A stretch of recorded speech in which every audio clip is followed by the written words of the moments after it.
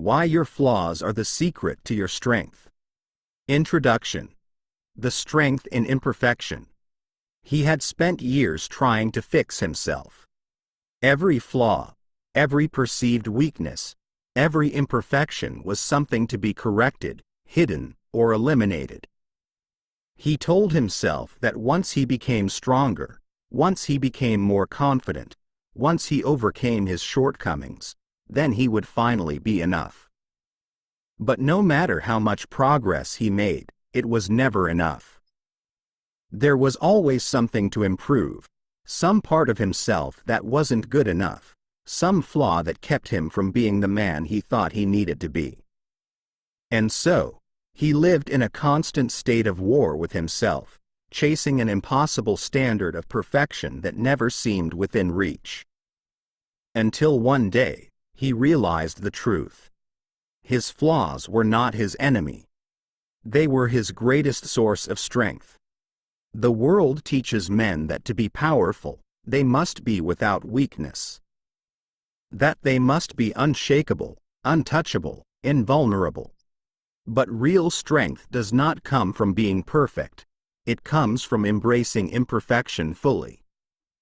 Every scar, every failure, every moment of doubt, it all has value.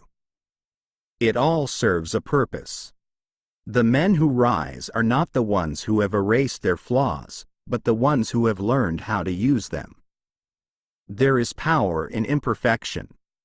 A man who accepts himself completely, who no longer hides from his own weaknesses, who no longer feels the need to apologize for who he is, that man moves through the world differently. He carries himself with a confidence that is unshakable, not because he is flawless, but because he has nothing to hide. A man who owns his flaws is dangerous. He cannot be manipulated by insecurity. He cannot be controlled by fear. He does not shrink himself to fit the expectations of others. But most men will never reach this level of self-acceptance. They will spend their lives chasing an illusion of perfection, always feeling inadequate, always seeing their flaws as limitations instead of opportunities. And in doing so, they will never realize their full potential. This book is not about eliminating weaknesses. It is about turning them into weapons. It is about reframing every flaw, every failure, every imperfection as a tool for power. It is about shifting the mindset from one of self-judgment to one of self-mastery. True strength is not found in perfection. It is found in a man who knows himself fully and wields every part of who he is without apology. The question is simple. Are you ready to stop fighting yourself and start using everything you are to your advantage? Because the moment you do, you will never see yourself the same way again. Chapter 1. The Power of Self-Acceptance. He had spent most of his life believing that self-improvement meant fixing himself. Every perceived flaw, every insecurity, every moment of doubt was something to be corrected, erased, or hidden. He chased perfection, thinking that once he had refined himself into a flawless version, then, and only then, would he be worthy. But the harder he tried to become this perfect version of himself, the more he felt like he was falling short. No matter how much progress he made, there was always something else to fix. He would reach one goal, only to find another area where he was lacking. And with every step forward, his self-acceptance remained out of reach, dangling just beyond him like a mirage in the desert. What he failed to see was that self-improvement without self-acceptance is a trap. It is an endless cycle of chasing something that will never come. Because the truth is, a man cannot build strength on a foundation of self-rejection. Most men go through life thinking that confidence comes from achievement. That once they earn enough money, gain enough respect, reach a certain level of success, they will finally feel whole. But the most powerful men in the world are not those who have eliminated all their weaknesses. They are the ones who have fully embraced themselves as they are, without hesitation or apology. Self-acceptance is not about giving up on growth. It is not about settling for less or making excuses. It is about understanding that strength does not come from being perfect. It comes from owning every part of yourself, flaws and all. A man who accepts himself completely is a man who cannot be shaken. He does not fear judgment because he has nothing to prove. He does not seek validation because he validates himself. He does not waste energy hiding parts of himself because he knows that his true power lies in being authentic, not ideal. Most men are trapped in self-rejection without even realizing it. They look in the mirror and see only what is missing. They compare themselves to others, always feeling like they fall short. They hold back in conversations, in opportunities, in relationships, because they believe that who they are is not enough. But what if, instead of trying to erase his imperfections, a man owned them fully? What if, instead of trying to fit into an ideal, he decided that who he is, right now, is already enough? Something shifts when a man stops seeing himself as broken. His energy changes. The way he speaks, the way he moves, the way he interacts with the world, it all becomes more solid, more grounded, more powerful. He no longer second-guesses himself. He no longer seeks permission. He no longer feels the need to explain or justify who he is. Because he is done apologizing for his existence. Self-acceptance is not something a man finds, it is something he chooses. The moment he decides that he no longer needs to be anything other than himself, he steps into a power that most men will never know. The world does not respect a man who doubts himself. It respects the man who stands firm in who he is. He had spent years looking for confidence in achievements, in external validation, in becoming someone he thought he was supposed to be. But now, he understood something deeper. True confidence comes from embracing himself fully, as he is, without fear, without apology, without hesitation. And once he made that choice, once he fully accepted himself, he became untouchable. Chapter 2. Your weaknesses as hidden advantages. For most of his life, he saw his weaknesses as a curse. He believed that his flaws held him back, that they were the reason he wasn't where he wanted to be. He resented the parts of himself that felt inadequate, the habits he couldn't shake, the traits he wished he could trade for something better. Every time he failed, every time he was rejected, every time he came up short, it felt like proof that something was wrong with him. And then, one day, he met a man who changed everything. This man wasn't perfect. In fact, he had more visible flaws than most. He wasn't the strongest, the smartest, or the most naturally gifted. But he carried himself differently. There was no hesitation in his presence, no insecurity in his words. He moved through the world as if every part of him, strengths, weaknesses, everything, was exactly as it should be. He didn't see his flaws as limitations. He saw them as his unique advantage. That was the moment the shift began. Most men spend their lives trying to erase their weaknesses. They compare themselves to others, believing that if they could only fix what they lack, then they would finally succeed. But what they fail to realize is that weaknesses, when understood and used correctly, are often the very things that lead to greatness. Some of history's most powerful men were not the strongest or the most naturally gifted. They were the ones who learned how to turn their perceived disadvantages into weapons. The underdog who learned to fight smarter. The man who lacked brute strength but developed strategy. The one who was dismissed by others and used that doubt as fuel. A man's flaws only hold him back when he believes they do. But when he reframes them, harnesses them, and turns them into assets, they become his greatest advantage. The quiet man, once ashamed of his reserved nature, learns to observe deeply and read people better than anyone else. The man who struggled in school realizes that his way of thinking allows him to solve problems differently than the rest. The one who was told he was too intense learns to channel that energy into relentless discipline. Weakness is only a disadvantage when it is left unexamined and unused. The moment a man decides to stop fighting against his flaws and starts studying them, using them, shaping them into strengths, he becomes unstoppable. He no longer wastes energy trying to be something he's not. He stops apologizing for his differences. He leans into what makes him unique and lets it separate him from the rest. The strongest men in history were not the ones who had every advantage. They were the ones who turned their disadvantages into strengths. Once he understood this, everything changed.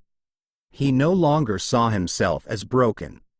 He no longer wished to trade his struggles for someone else's gifts.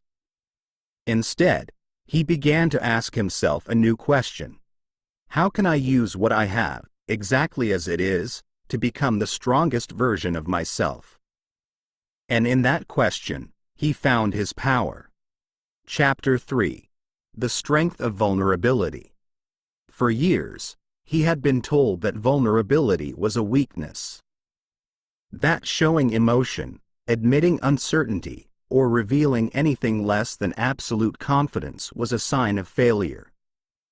He had been conditioned to believe that strong men never waver, never falter, never let anyone see behind the armor. And so, like many men before him, he built walls. He kept his struggles to himself. He carried his burdens in silence. He mastered the art of appearing unaffected, indifferent, always in control. But the more he tried to suppress, the heavier it all became. Then he met a man who didn't hide. This man was powerful, not because he was emotionless, but because he had nothing to prove. He was unshaken by judgment, indifferent to the expectations of others. When he spoke honestly. When he led authentically. He did not pretend to be flawless, nor did he apologize for his struggles. He owned them. And in doing so, he commanded more respect than anyone else in the room.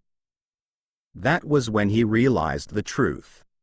Vulnerability is not weakness. Vulnerability is strength in its purest form. The world teaches men that strength is about suppression, hiding fear, denying pain, refusing to acknowledge struggle. But real strength is the ability to face those things head-on without running from them. A man who has mastered himself does not fear being seen as imperfect, because he knows that authenticity is more powerful than the illusion of perfection. A weak man hides because he is afraid. Afraid of being judged, afraid of being exposed, afraid that if people saw him fully, they would find him lacking. A strong man, however, embraces vulnerability because he has nothing to hide. He understands that honesty is not a threat, it is a weapon. A leader who admits when he is wrong gains the trust of those around him. A man who speaks truthfully, even when uncomfortable, commands respect. A warrior who acknowledges fear yet moves forward anyway is the most dangerous of all. Weak men seek validation through the appearance of strength. Strong men require no validation at all. Vulnerability, when controlled, is one of the most powerful forces a man can wield. It forges deeper relationships, creates unshakable trust, and eliminates the need for masks or pretenses. But vulnerability without boundaries, without control, without discipline, that is not strength, that is recklessness. A man must learn when to reveal and when to hold back. He must understand who has earned the right to see his struggles and who has not. Not all vulnerability is power, only that which is wielded intentionally. Once he understood this, he no longer feared being seen. He no longer sought to prove his worth through displays of indifference. He no longer needed to maintain an illusion of perfection. He was real, and that was enough. The strongest men are not the ones who never stumble. They are the ones who embrace every part of themselves, strengths, flaws, fears, and all, without apology.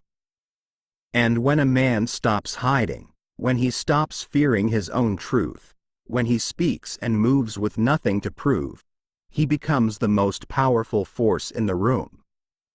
Chapter 4. How your struggles shape your character.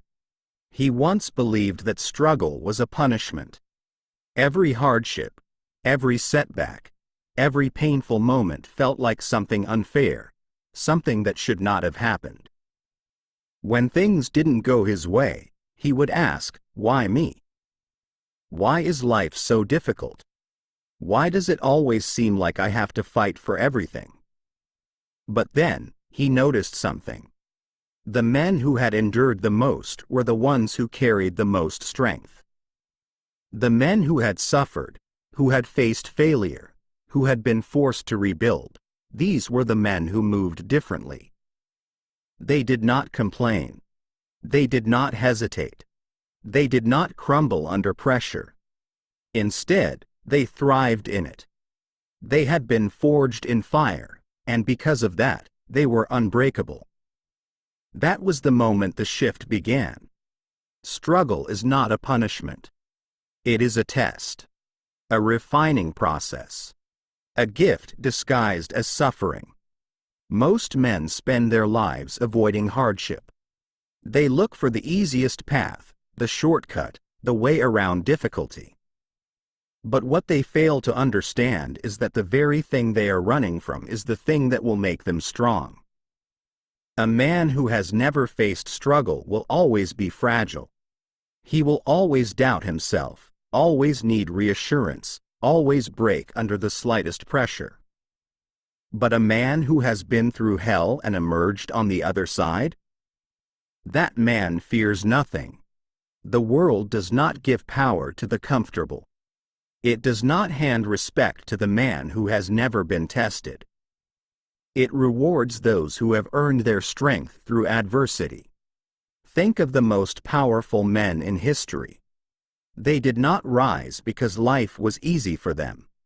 They rose because they faced hardship head-on, because they refused to break, because they allowed struggle to sharpen them rather than destroy them. The greatest warriors, the strongest leaders, the most unshakable men are the ones who have suffered the most. This is why a man should not avoid struggle, he should seek it. Not recklessly, not without purpose, but with the understanding that every hardship is an opportunity to become stronger. When a man stops fearing struggle, everything changes. He no longer complains about what is difficult, he embraces it. He no longer avoids challenges, he charges toward them. He no longer sees failure as something to be ashamed of, he sees it as fuel for his next move. The weak man says, "Life is hard. Why is this happening to me?" The strong man says, "Life is hard. Good. That means I'm getting stronger." The only way to become unbreakable is to be broken and rebuilt over and over again. Once he understood this, he no longer resented his struggles. He no longer looked at hardship as something unfair. He welcomed it. Because he knew that every test, every setback, Every painful moment was another step toward becoming unstoppable. A man who has never suffered is a man who has never truly lived. A man who has been through hell and used it to fuel his growth, that is a man who cannot be defeated. Chapter 5. Flawed but fearless. Confidence in imperfection. For years, he believed confidence was something that came from perfection. He thought that if he worked hard enough, if he refined every flaw, if he became the best version of himself, then confidence would follow. So he trained, he improved, he polished himself like a blade, cutting away anything that made him feel weak or uncertain. But no matter how much progress he made, something was always missing. He would look at the men who carried themselves with unshakable confidence, the ones who walked into a room and commanded attention without effort, and he would wonder, what do they have that I don't? They weren't perfect. Some were rough around the edges, some had obvious flaws, some made mistakes openly without hesitation. And yet, they moved as if they had nothing to prove. That was when he realized the truth. Confidence does not come from perfection. It comes from self-ownership. A man who accepts himself fully, his strengths, his flaws, his past, his uncertainties, is a man who no longer seeks permission to exist. He does not need validation, because he has already validated himself. He does not fear judgment, because he has nothing to hide. He does not hesitate, because he trusts himself exactly as he is. Most men misunderstand confidence. They believe it is about appearing flawless, about always having the right words, about never showing weakness. But true confidence is the opposite. It is the ability to stand in full view, without masks, without apologies, without shrinking in the presence of others. A man who is afraid to show his imperfections will always carry insecurity. No matter how well he presents himself, no matter how much he tries to appear strong, there will always be hesitation beneath the surface, because he is still hiding, still trying to be something rather than simply being. But a man who has nothing to hide, nothing to fake, nothing to prove, that man is dangerous. The world respects the man who moves without hesitation. Not because he is perfect, but because he is real. Confidence is not built in the mirror. It is built in the moments when a man chooses himself over the need for approval. It is built in the decisions to speak even when his voice shakes, to act even when fear lingers, to embrace every aspect of himself rather than waiting to become better before stepping forward. A man who waits for confidence before he acts will never act.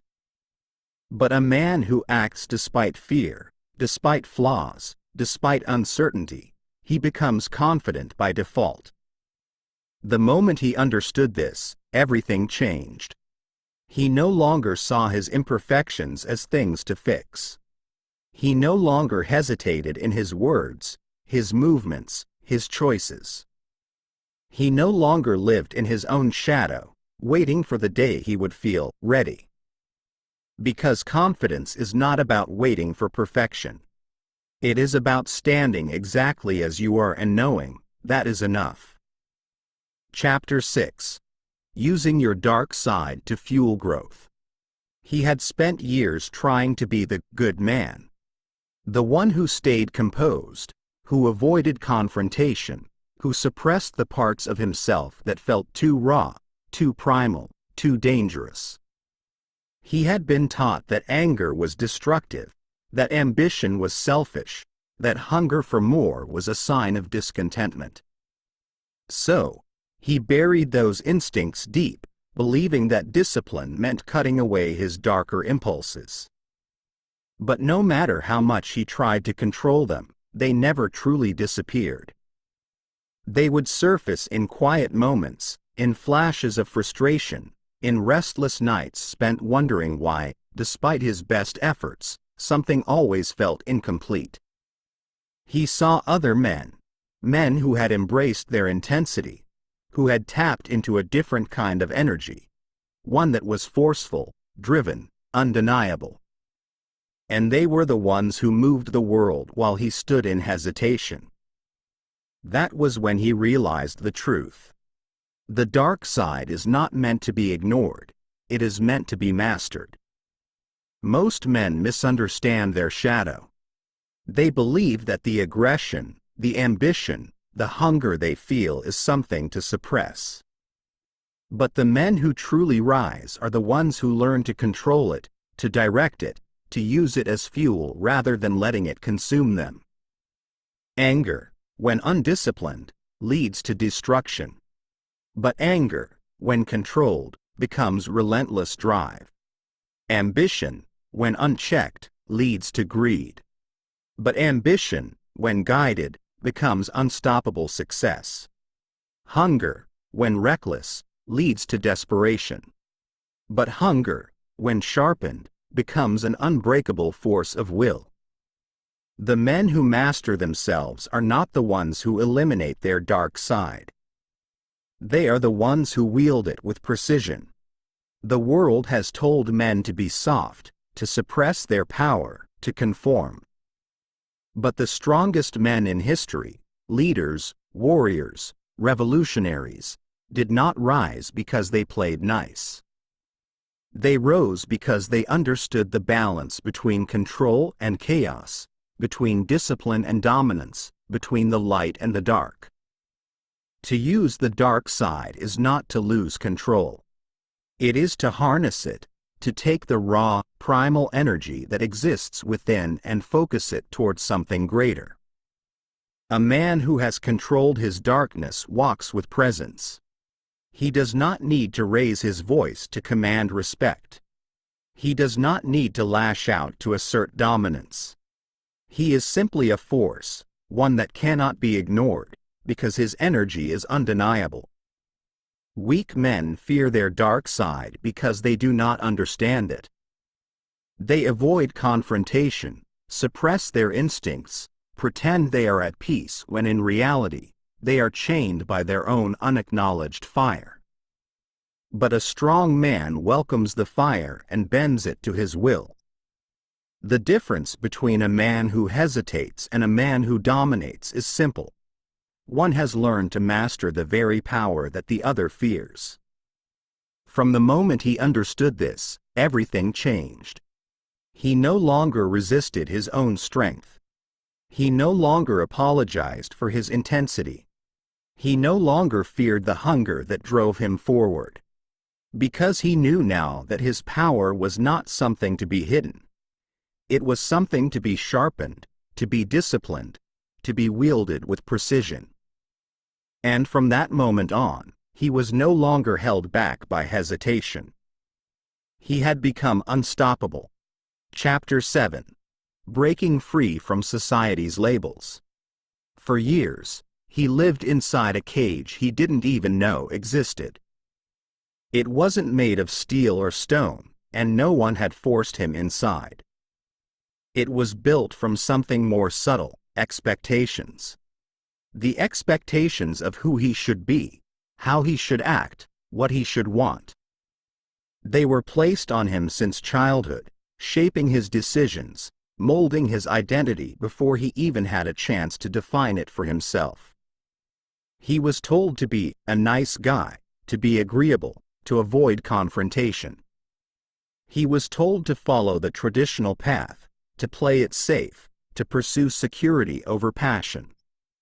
He was told that ambition could be dangerous, that confidence could be arrogance, that strength must be tempered with politeness at all times. And so, he followed the script. He played the role. He tried to be what the world told him he should be. But something never felt right. Because deep down, he wasn't himself. He was a version of himself that had been shaped by external forces. That was when he realized the truth. Most men are not living as who they truly are. They are living as who they have been told to be. They follow the expectations of their family, their culture, their peers, their society. They pursue careers they don't care about because it's what they were taught to value. They hold back their true opinions for fear of standing out. They suppress their natural instincts because they've been conditioned to believe that being too bold, too driven, too dominant is somehow wrong. But the men who truly rise, the men who become undeniable, are the ones who reject the script and write their own. A man who has broken free from society's labels does not seek approval. He does not ask permission to be himself. He does not waste energy conforming to an image that does not align with his truth. He moves differently. His confidence is unshakable, not because he fits some predefined mold, but because he has abandoned the need to fit at all. And that is what makes him dangerous. Most men will never reach this level of freedom. They will spend their lives chasing validation, molding themselves into what they think will be accepted, never realizing that true power comes from rejecting that need entirely. A strong man defines himself on his own terms. He does not allow society, culture, or anyone else to dictate his path. He does not suppress his ambition, his hunger, or his drive to make others comfortable. He does not dim his light to fit into spaces too small for his power. Instead, he creates his own space. He speaks his truth, even if it offends. He pursues his own mission, even if others doubt him. He refuses to live inside a box, even if it means standing alone. Because the moment a man stops seeking approval, he gains something far greater: total self-ownership. The world will always try to define you. It will try to tell you who you should be, what you should want, how you should act. But only weak men allow themselves to be shaped by those expectations. A strong man burns the script and writes his own story. And in doing so, he becomes untouchable. Chapter 8. The Advantage of Thinking Differently. He had spent years trying to fit in, trying to align his thoughts with what was expected of him, trying to see the world the way others did. He followed the traditional path, listened to conventional wisdom, and did what he was told would bring success, stability, and respect. Yet, despite doing everything right, he felt stuck. Something was missing. Then he began to notice something. The men who truly stood out, the ones who built legacies, the ones who became unshakable forces, were not the ones who followed the herd. They were the ones who thought differently. They questioned what others blindly accepted. They ignored the fear of standing alone. They rejected limitations imposed by those too afraid to challenge the status quo. That was when it hit him. The greatest advantage a man can have is his own mind, if he has the courage to think independently. Most men live their lives based on the beliefs handed to them. They are conditioned by family, society, education, and culture to think within a certain framework. They never question why they do what they do, why they value what they value, or whether the rules they follow even make sense. And because of this, they remain trapped. Trapped in mediocrity. Trapped in limitation.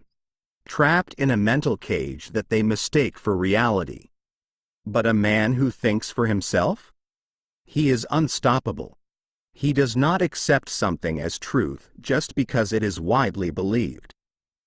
He questions everything. He seeks his own answers. He forms his own conclusions. And because of this, he sees opportunities where others see dead ends. He finds strength where others see weakness. He moves through life on his own terms, not according to the blueprint that was handed to him. The most powerful men in history, leaders, innovators, warriors, visionaries, were not men who conformed. They were men who dared to think differently. They were the ones who rejected the idea that things had to be done a certain way simply because that was how they had always been done. They were the ones who refused to let fear dictate their decisions. Thinking differently does not mean rebelling for the sake of rebellion. It means seeing the world with clarity, without illusion, without blind acceptance of rules that were never designed to serve you. Most men will never reach this level. They will live their lives following patterns that have been programmed into them, never realizing that they are playing a game they did not create. But the man who chooses his own path? He becomes something else entirely. He becomes a force that cannot be controlled.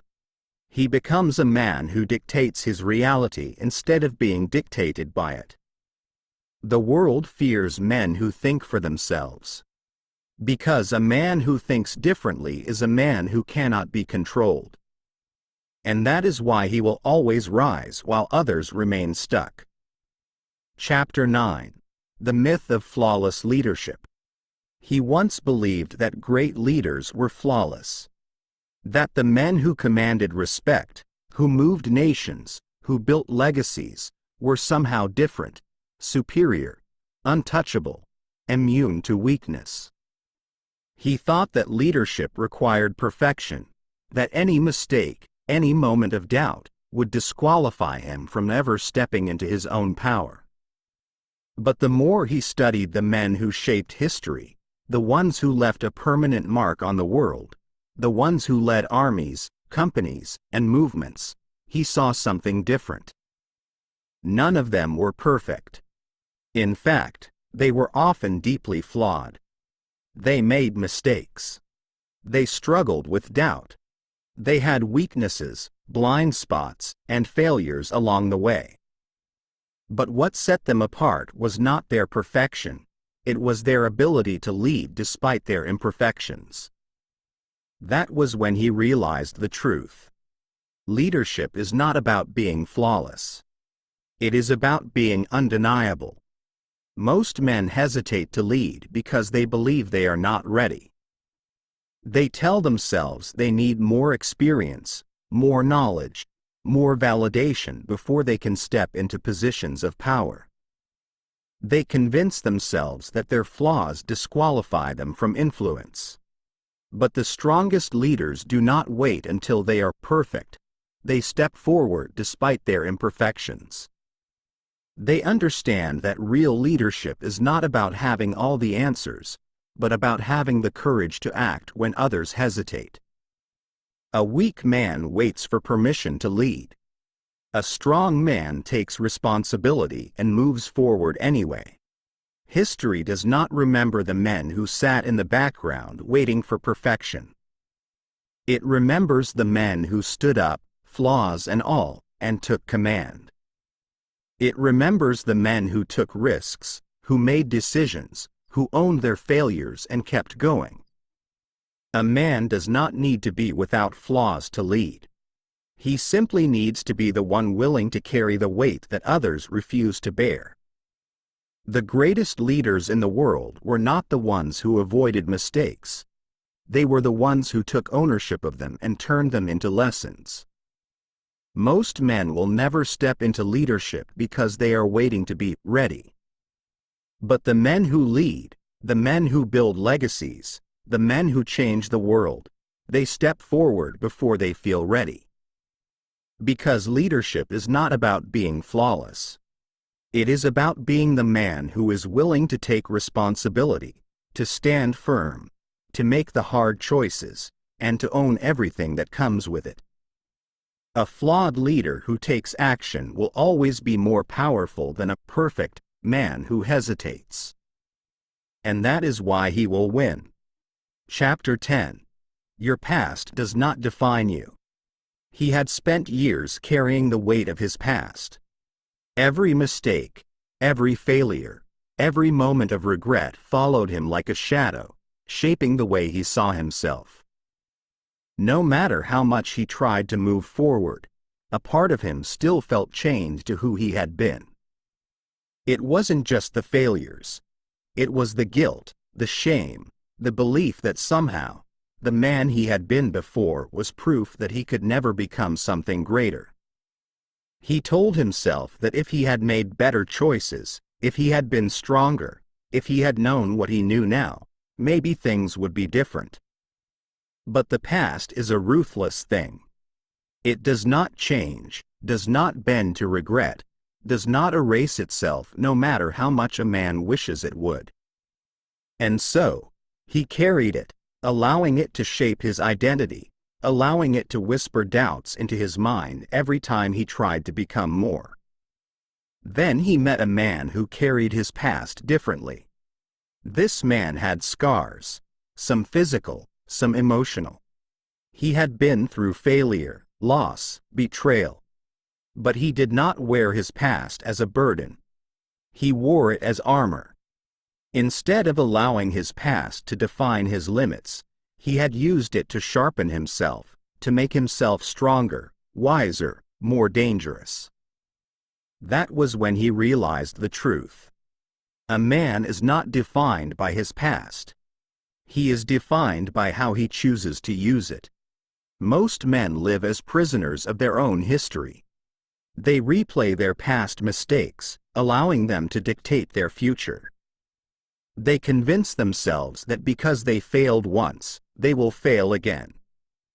They let old wounds turn into permanent limitations. But a strong man understands that the past is not a prison, it is a weapon. Every failure taught him something. Every setback forced him to adapt. Every mistake gave him wisdom that others do not have. A man who owns his past does not carry it as a burden. He wields it as a tool. He does not run from his failures. He studies them, learns from them, extracts power from them. Weak men dwell on what they cannot change. Strong men extract every ounce of value from their past and move forward with purpose. It is not about erasing the past. It is about rewriting the story. A mistake is only a failure if a man refuses to learn from it. A wound is only a weakness if it is left to fester instead of being turned into strength. A past filled with struggle is not a curse. It is the raw material from which resilience is built. Most men will never rise because they are too busy looking backward. They relive their regrets, trapped in their own minds, paralyzed by memories that no longer exist except in their own thoughts. But the men who break free? They do not waste time rewriting the past. They use it to build the future. The only difference between a man who remains stuck and a man who rises is this. One lets his past define him, and the other uses it as fuel to become unstoppable. The past is done. The only thing that matters now is what comes next. Chapter 11. Mastering Emotional Control. For most of his life, he believed that emotions were something to be suppressed. He had been taught that a man should never show too much, that revealing emotion was a sign of weakness, that real strength came from shutting it all down. So he learned to hide his anger, to silence his sadness, to swallow his frustration. He built walls around himself, convincing himself that control meant feeling nothing at all. But over time, he began to notice something.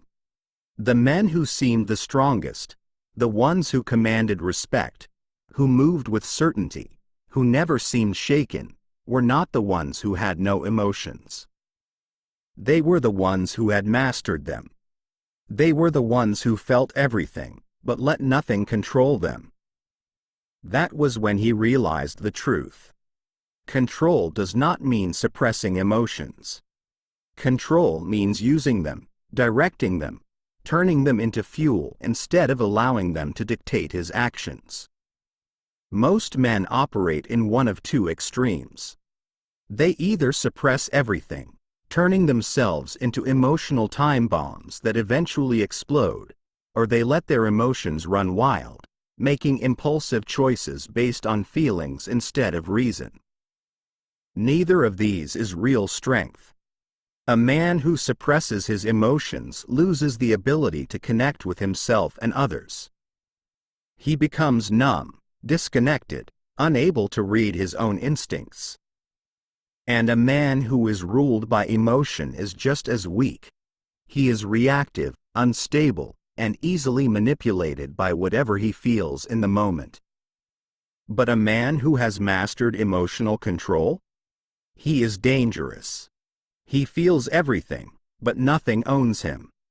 He understands that emotions are signals, not commands.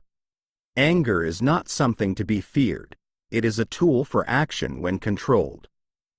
Fear is not something to avoid. It is a guide toward growth. Pain is not something to suppress. It is a reminder of what needs to be addressed, healed, or conquered. Most men allow their emotions to dictate their reality.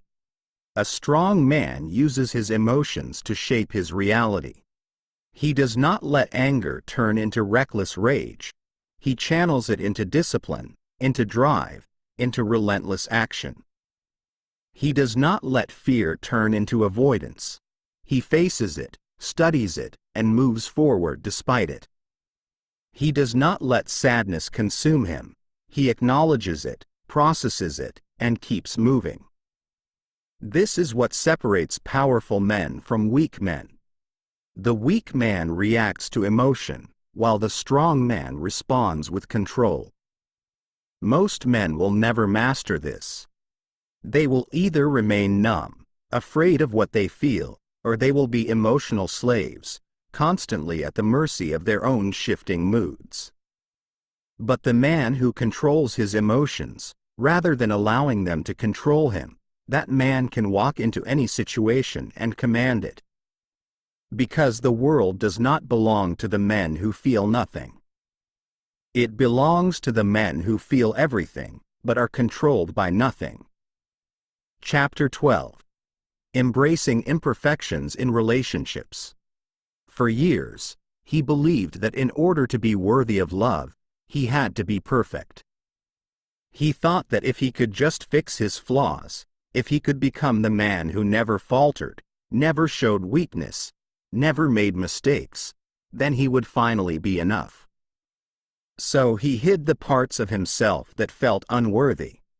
He covered his insecurities with charm, masked his fears with indifference, and tried to present an image of himself that was flawless. But no matter how well he played the role, something always felt off. His relationships felt surface level. His connections lacked depth. He could attract people, but he could never truly let them in. Then he met a man who was different. This man wasn't perfect, far from it. He had his scars, his flaws, his struggles. But instead of hiding them, he owned them fully. He didn't try to be the perfect man. He simply was himself, without hesitation, without apology, without masks. And the people around him respected him for it. That was when he realized the truth. The strongest relationships are not built on perfection. They are built on authenticity. Most men sabotage their own connections by trying to be something they're not. They believe that if they can present themselves as perfect, as high value, as always in control, then they will be loved, admired, respected. But what they don't realize is that true connection does not come from perfection, it comes from realness. A man who hides his true self will always feel like an outsider in his own relationships. He will always be performing, always adjusting, always afraid that if people see the truth, they will walk away. But a man who embraces his imperfections, who is fully himself without apology, he builds relationships that are unbreakable. Women do not fall for perfect men. They fall for men who are real. Friendships do not last because of an image. They last because of genuine connection. Respect is not earned by pretending to be flawless. It is earned by being unshakably yourself. Most men think that showing vulnerability makes them weak. They believe that if they admit their flaws, they will lose respect, lose attraction, lose power. But the opposite is true. A man who has nothing to hide, nothing to fake, nothing to prove, that man is the one people gravitate toward. Weak men try to impress others by being something they are not. Strong men impress others by owning exactly who they are. This does not mean a man should dump his insecurities on others or make excuses for his weaknesses. It means that he does not hide from himself. He does not shrink, he does not pretend, he does not play games. He stands firm in his truth, and in doing so, he gives others the permission to do the same. Most men will never reach this level of confidence. They will spend their lives trying to fit an image, trying to prove their worth, always afraid of being found out. But the men who embrace themselves fully? They experience relationships in a way that others never will, deep, unshakable, built on something real. Because in the end, it is not perfection that draws people in. It is raw, undeniable authenticity. Chapter 13. How Physical and Mental Scars Build Resilience. For years, he saw his scars as reminders of failure. The times he had fallen short, the battles he had lost, the mistakes that left their mark. Some were visible: the injuries, the bruises, the wear and tear on his body from years of pushing himself. Others were invisible: wounds of the mind, memories of pain, regrets that lingered in the background of his thoughts. He believed that if he had been stronger, smarter, or more prepared, maybe he wouldn't have them. Maybe he wouldn't have experienced the losses, the setbacks, the moments where life had beaten him down.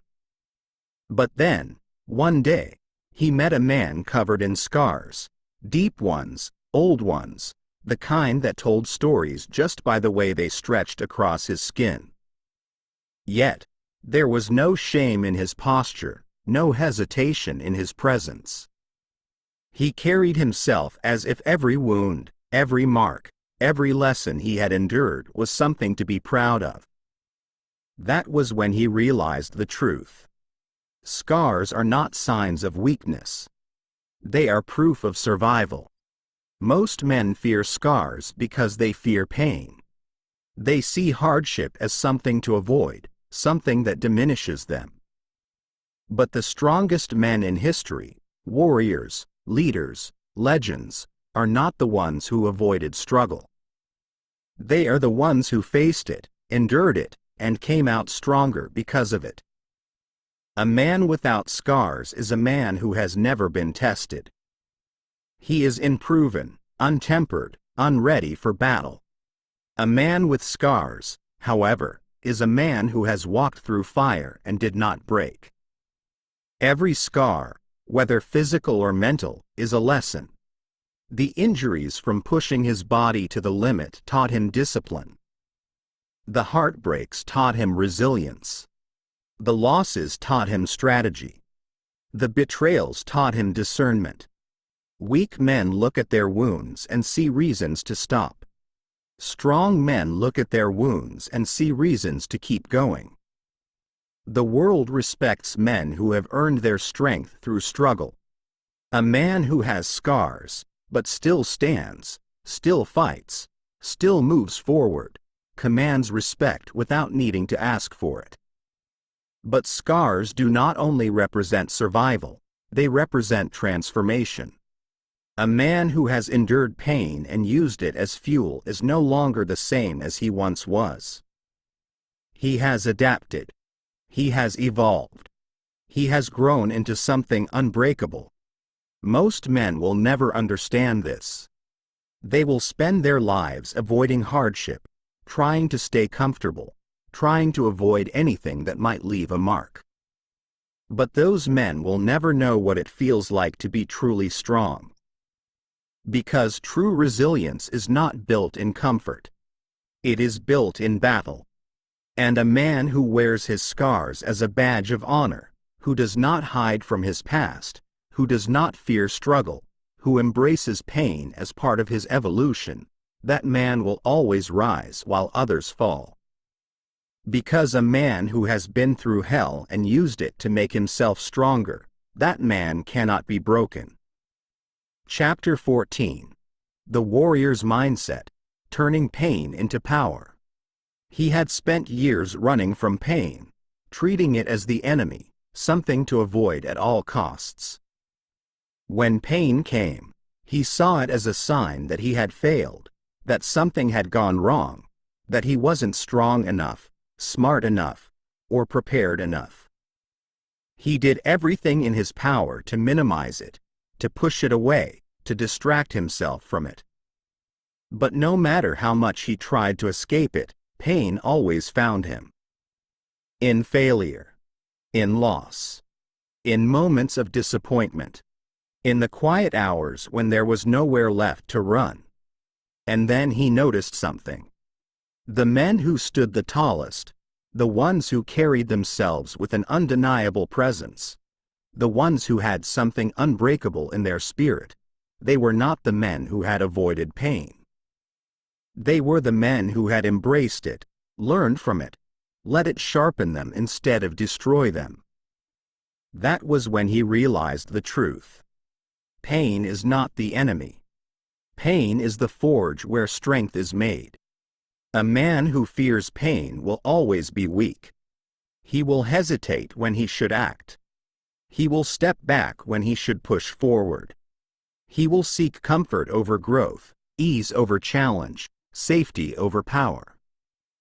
But a man who welcomes pain, who understands its purpose, who knows how to use it instead of fear it, that man becomes unstoppable. The warrior's mindset is simple. Pain is a teacher. Pain is a test. Pain is fuel. Pain reveals weakness, showing a man where he still needs to grow. Pain sharpens focus, forcing him to be present, to push beyond limits. Pain eliminates the weak, leaving only those who are willing to endure.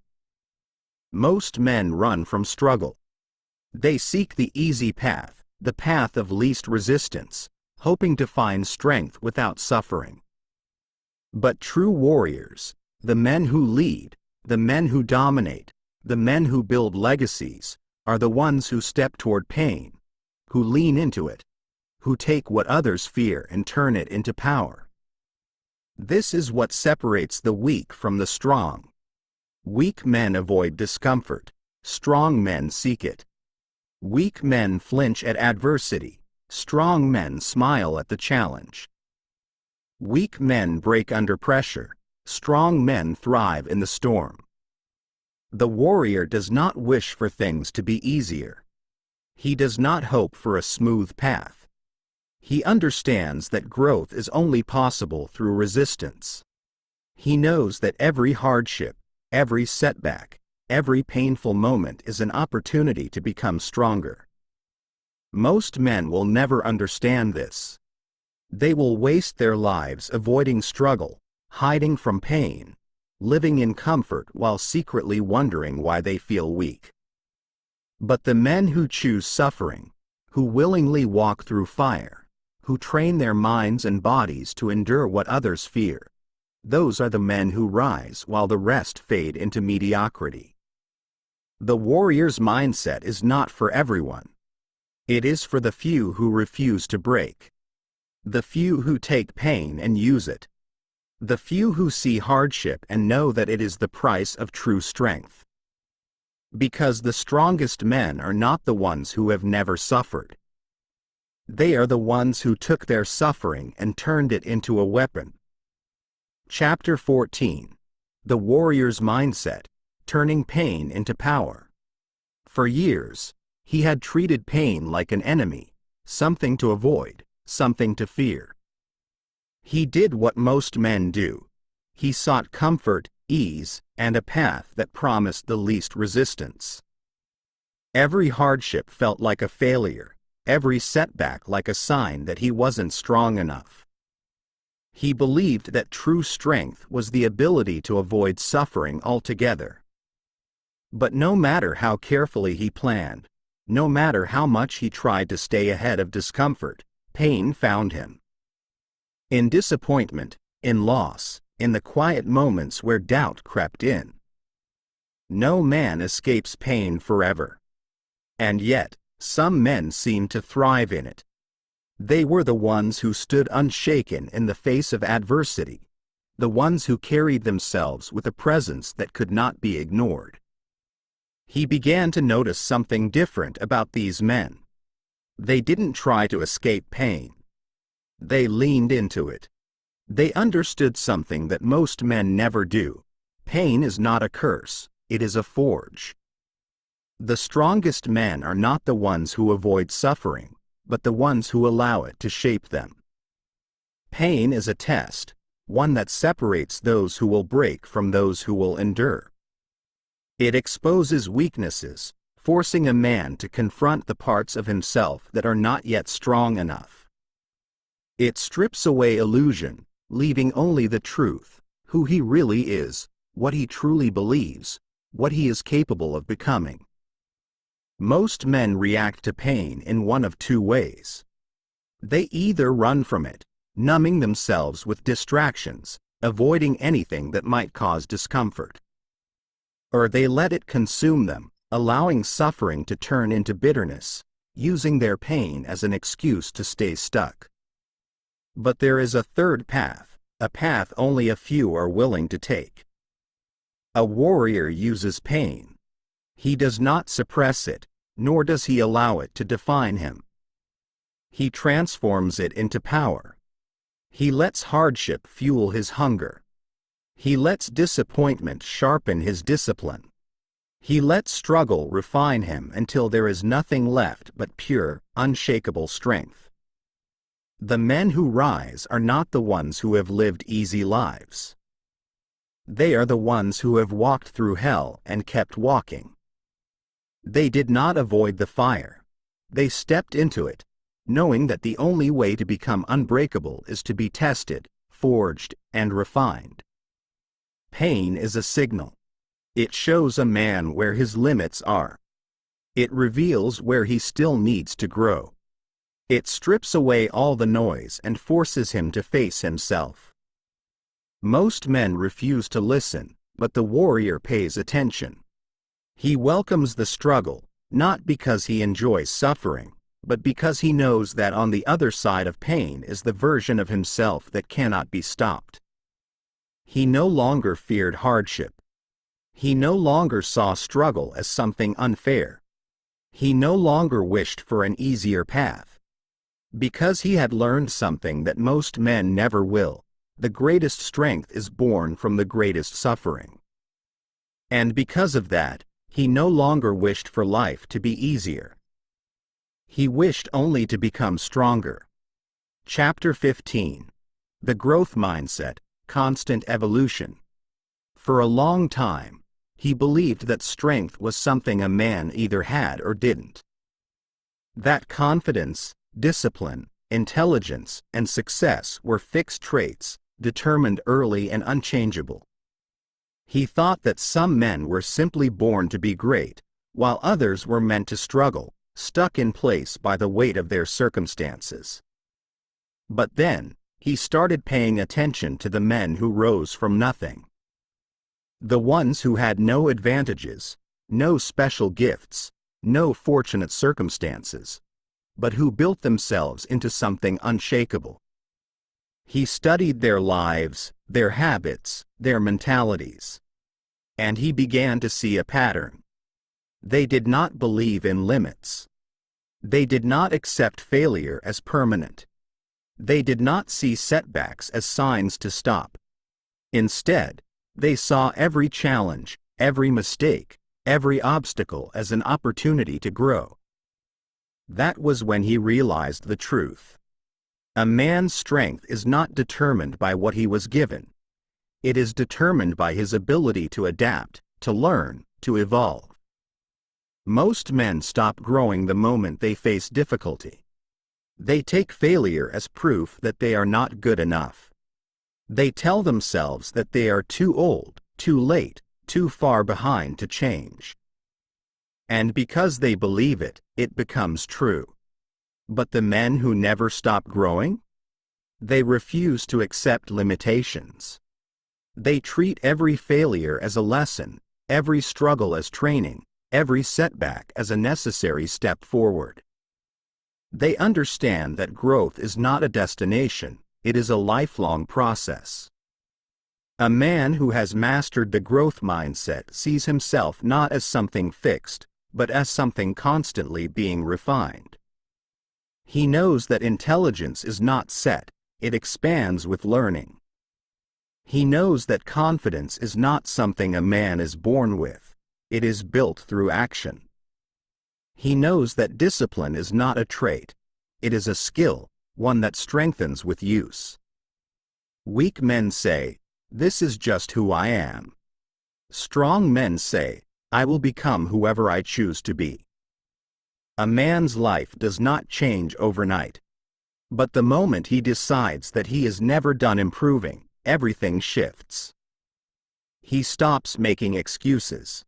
He stops waiting for perfect circumstances. He stops looking at obstacles as dead ends. He commits to growth, no matter how slow, no matter how difficult, no matter how many times he falls. Most men will never reach this level. They will remain stuck, repeating the same patterns, believing that they cannot change. But the men who embrace constant evolution, they become unstoppable. Because the world belongs to the men who never stop sharpening themselves. And the man who is always growing, always learning, always pushing forward, he is the man who will leave the rest behind. Conclusion. Owning your flaws without apology. He had spent years trying to become something more, something better, something stronger, something that met the expectations he had carried since childhood. He chased perfection, believing that once he had eliminated his flaws, silenced his doubts, and sculpted himself into the ideal version of a man, then, and only then, would he be ready to take on the world. But after all the battles, all the struggles, all the victories and failures, he came to understand something that changed everything. It was never about perfection. It was about ownership.